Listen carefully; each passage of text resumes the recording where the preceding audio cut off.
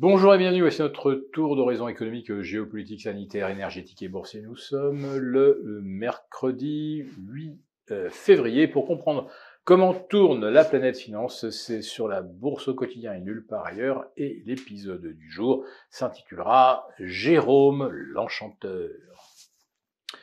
Le verbe magique de Jérôme Powell, le patron de la Fed, a de nouveau fait merveille mardi soir. Wall Street attendait avec un petit peu d'appréhension son évaluation de la situation économique, et notamment après des chiffres de l'emploi tonitruants publiés vendredi dernier, et qui avaient déjà amené deux commentaires de membres de la Fed, commentaires plutôt faucons, où il était question d'éventuellement aller plus loin que les 5,25, déjà pricé par les marchés. Je parle pour le taux final, le loyer de l'argent maximum envisagé par la Fed. Donc on irait peut-être même jusqu'à 5,50. Et vous avez même un Neil Kashkari pour expliquer que si jamais l'inflation ne refluait pas, ou en tout cas pas autant qu'attendu, on serait peut-être obligé de réaccélérer en matière de hausse de taux d'ici la fin de l'année. Bon, c'est une hypothèse dans laquelle pas grand monde ne croit pour l'instant, mais imaginez qu'on ait encore 400 000 créations d'emplois en février et des salaires qui se mettent à dériver à plus de 5% en rythme annuel. Il ne faudra pas très très longtemps pour recalculer l'inflation après une petite pause, c'est vrai, qui se dessine grâce notamment à la baisse du prix du gaz et maintenant du pétrole. Un pétrole revenu de 88 à 82 dollars en une semaine. Je parle du Brent. Donc ça, pour l'instant, on souffle un petit peu. Alors, ce qui fait que Monsieur Powell a vraiment rassuré les marchés hier soir, c'est qu'il a bien confirmé qu'il y avait une dynamique baissière sur les prix et qu'elle devrait se poursuivre. Il est tout à fait possible que là, ça soit de l'ordre du vœu pieux. Mais figurez-vous qu'on apprend également que le calcul du CPI, l'indice de l'inflation, va être revu.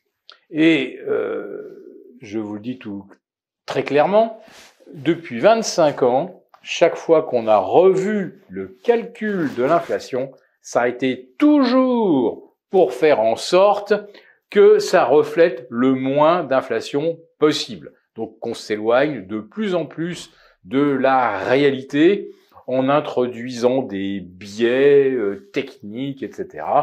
Donc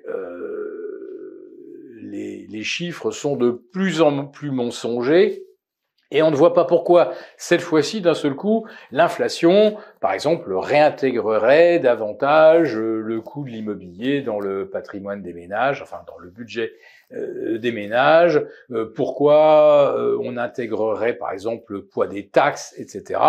Non, quand on revoit le CPI, c'est qu'on continue de casser le baromètre pour ne pas enregistrer la vraie température. Donc si Monsieur Powell dit que la dynamique baissière des prix va se poursuivre, c'est peut-être qu'on lui a déjà expliqué en quoi allait consister la révision du mode de calcul du CPI et que on lui a expliqué que si l'énergie par exemple remontait fort, eh bien peut-être qu'elle serait encore sous-pondérée et que cela influencerait moins les chiffres d'avril, mai, juin, etc. Bon. En fait, pourquoi Wall Street a-t-il réagi de façon aussi positive mardi soir? C'est tout simplement parce que à chaque déclaration de Jérôme Powell, le marché ne prend que ce qui l'arrange.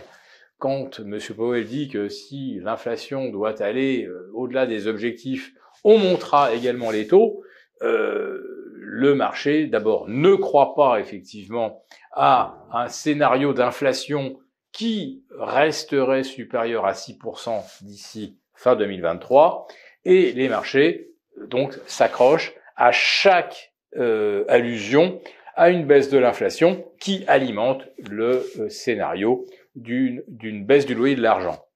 Sauf que si ce loyer arrive à 5,5 et que dans un an, en janvier 2024 ou en février 2024, on se retrouve avec des taux à 4%, ce qui signifie déjà qu'on aura baissé de 150 points les taux par rapport à, mettons, le prochain sommet de Jackson Hole, par exemple, hein, c'est quand même un des grands pivots stratégiques de l'année.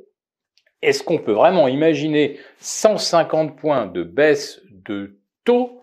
Et même avec ces moins 150, est-ce qu'à 4%, le loyer de l'argent favorisera éventuellement de la croissance aux États-Unis? Il est quand même permis d'en douter. En fait, ce que l'on observe, c'est que le marché est engagé dans une sorte de spirale haussière et il ne peut plus faire machine arrière. Il ne peut plus envisager à aucun moment de consolider pour repartir de l'avant. Parce qu'on sait très bien que ce qui est en face de nous, ce sont quand même des taux plus élevés, une croissance plus faible, des bénéfices qui se contractent.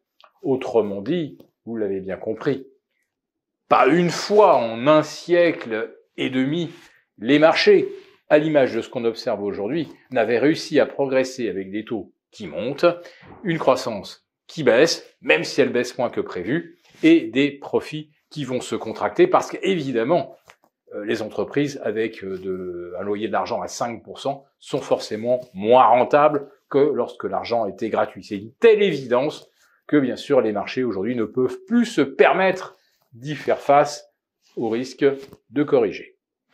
Si cette vidéo vous a plu, n'hésitez pas à nous mettre un pouce. À très bientôt.